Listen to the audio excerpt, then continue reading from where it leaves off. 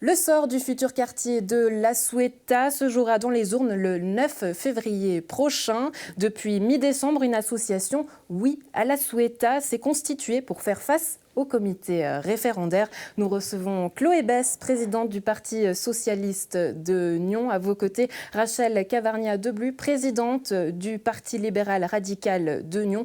Toutes deux à la coprésidence de l'association Oui à La Ceuta. Bonjour mesdames. Bonjour. Bonjour.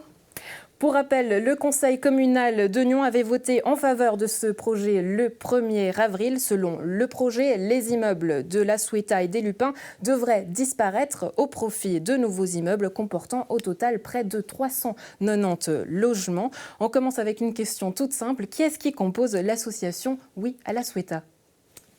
Alors, nos trois partis la composent, donc le Parti socialiste, le PLR ainsi que les Verts, et puis également le promoteur de La Ceuta pour le nouveau quartier.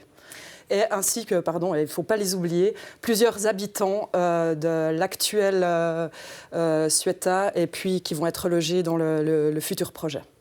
Vous avez cité les promoteurs, le logement social Remont. Il se dit d'ailleurs que ce sont les promoteurs qui sont à l'origine de cette association et qui l'ont montée. Est-ce que c'est vrai ?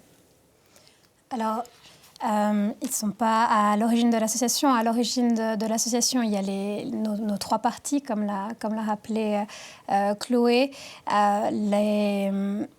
Les promoteurs, la société coopérative nous a apporté le matériel de campagne, les informations qu'ils avaient réunies, mais ce ne sont pas eux qui sont à l'origine de l'association. C'est bien les partis politiques qui soutiennent et qui croient au projet de La Ceuta. Les votations auront donc lieu le 9 février. Vous arrivez très tard dans cette campagne. Pourquoi avoir attendu autant longtemps avant de vous constituer en association, Chloé Besse ?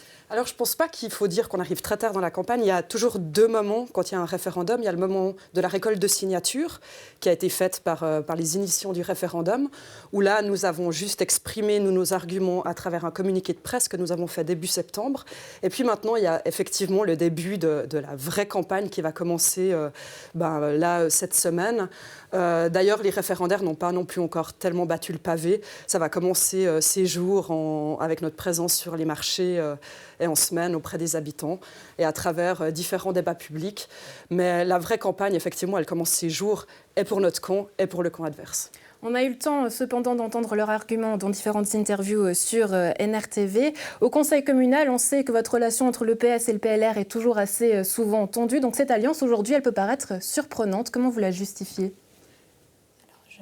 Allez-y.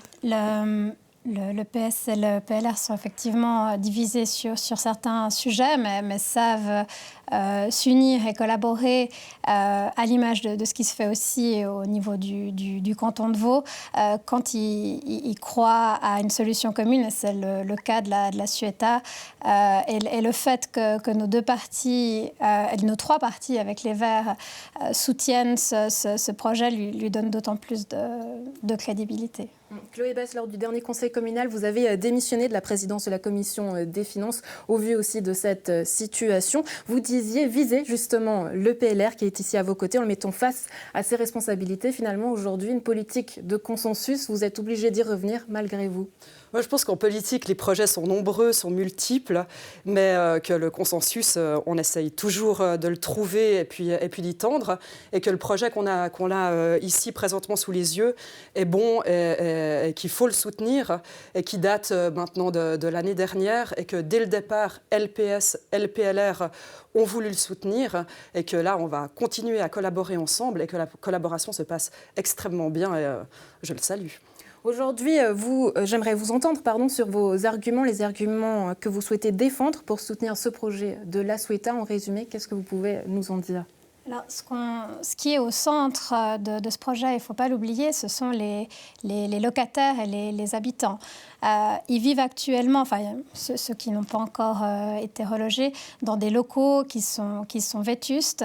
Le projet a une vision ambitieuse, se veut être un quartier modèle, tant sur le plan urbanistique qu'écologiques. Et c'est à eux avant tout qu'on doit penser, et aux Nyonnais, parce qu'il y aura des logements supplémentaires pour les enfants de Nyon à des prix abordables.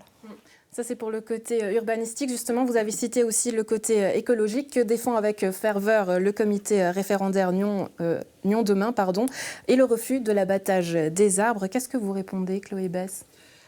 Par rapport à l'abattage des arbres, je pense que le futur projet tel que proposé par LSR démontre exactement l'inverse. Effectivement, des arbres vont être abattus.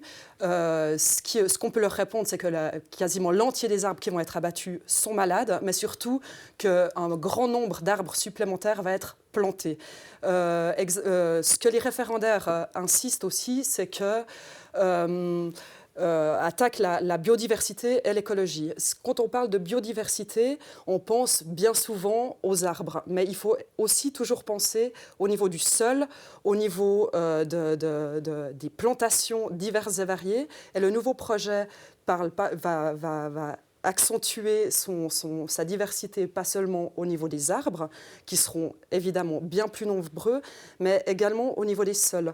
Il y aura des arbustes qui vont être plantés, des prairies, et en plus une situation bien plus florissante et bien plus diverse qu'actuellement.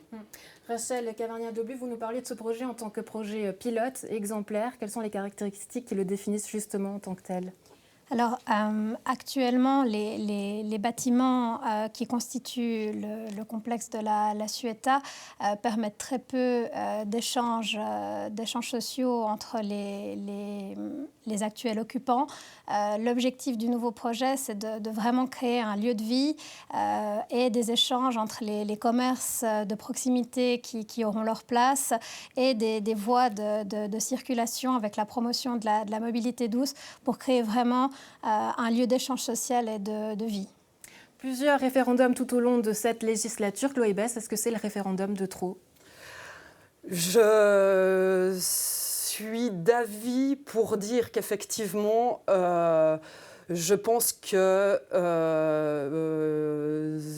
à présent, concentrons-nous sur les travaux du Conseil communal et faisons confiance au Conseil communal et à ses décisions et avançons sereinement jusqu'à la fin de la législature et faisons confiance aux délibérants, je pense. Ouais. Est-ce que c'est celui de trop ? Le peuple a décidé de se prononcer sur ce sujet et nous sommes dans une ville aux instances démocratiques, donc je respecte cela. Rendez-vous donc dans les urnes le 9 février. Chloé Besse, Rachel Cavarnia-Doblu, merci d'avoir été avec nous. À la maison, pour en savoir plus, à noter que NRTV et La Côte organiseront un débat public le 16 janvier à 20h à la salle du Conseil communal à Nyon.